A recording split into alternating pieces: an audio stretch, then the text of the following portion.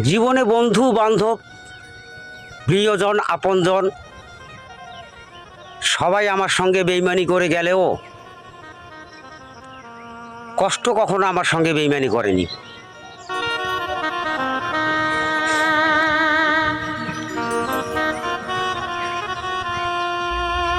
আমি জানি আমার জীবনে আরো অনেকগুলো বৎসর আসবে, কিন্তু এই বৎসরটা আমার আজীবন মনে থাকবে।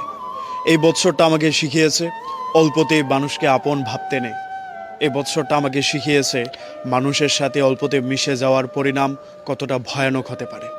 আমি এই বৎসর শিখেছি not every one is my well উইশার।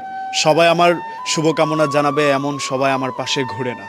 সবাই আমাকে ভালোবাসবে এমনটাও কোনো কথা না। আমি যাদের ভালোটা চাই তারাও আমার ভালোটা চাবে এমন কোনো কথা নেই। এই বৎসর আমি চিনতে শিখেছি মুখোশের আড়ালে লুকিয়ে থাকা মানুষগুলোকে।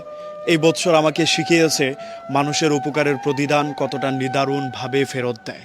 এই বৎসর আমি অনেক কিছু হারিয়েছি, বন্ধু হারিয়েছি, বিশ্বাস হারিয়েছি, ভালোবাসা হারিয়েছি, এমনকি নিজেকেও হারিয়ে ফেলেছি।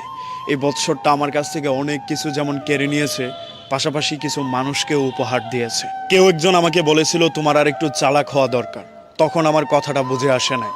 এই বছর এসে আমি বুঝতে পেরেছি আসলেই আমি নিজেকে যতটা স্ট্রং ভাবি আমি আসলে ততটা স্ট্রং না। তারপর আমি বুঝতে পেরেছি একটা মানুষ আমাকে কত সহজে বোকা বানিয়ে ফেলতে পারে। আমার মা আমাকে সবসময় বলতেন এত সহজে মানুষকে আপন ভাবতে নেই। নাও আই রিয়ালাইজ আসলে মানুষের আচরণ কতটা যন্ত্রণাদায়ক হতে পারে। মানুষ কতটা যন্ত্রণা দেওয়ার পরেও নিজের মধ্যে একটু অপরাধ বোধ কাজ করে না। মানুষ কিভাবে সূচ হয়ে ঢুকে ফাল হয়ে বেরিয়ে যায়। এই সব কিছুর পেছনে আমি একটা জিনিসকেই দায়ী করব, আমার ভাগ্য।